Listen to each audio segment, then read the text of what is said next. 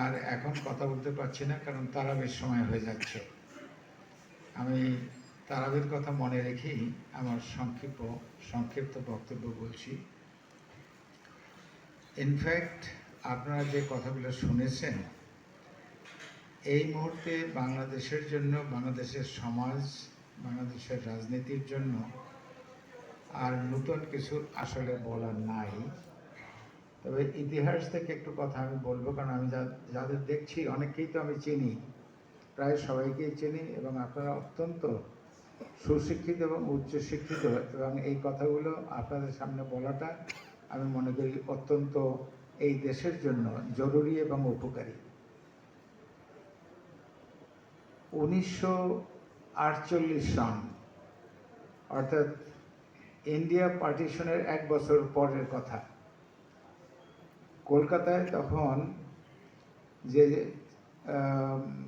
Chamber ছিল, ওটাকে বলা হতো বেঙ্গল প্রেস ক্লাব।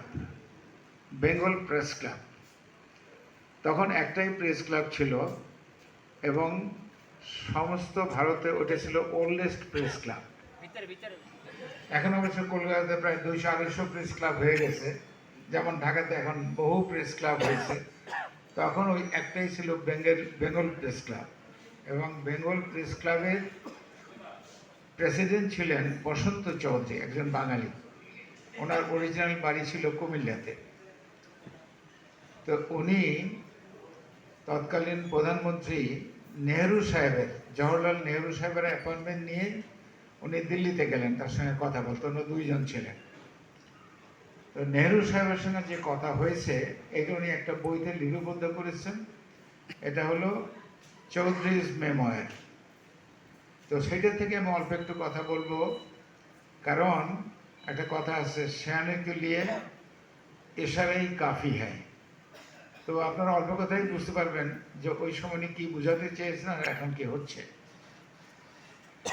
সেটা হলো, বসন্ত চৌধুরী ওনাকে বললেন যে ওয়েস্ট পাকিস্তান থেকে যেসব হিন্দুরা এবং শিখরা ইন্ডিয়া আসতেছে, সমস্ত বর্ডার এলাকায় তাদেরকে রিসিভ করা হচ্ছে, ক্যাম্পাসে, রিসেপশন ক্যাম্পাসে তাদেরকে রিসিভ করা হচ্ছে। তাদের খাওয়া দাওয়া, ওষুধপত্র, বাসস্থান, বাচ্চাদের পড়াশোনা, এগুলো সব একেবারে মিলিটারি স্টাইলে খুব তাড়াতাড়ি করে দেওয়া হচ্ছে।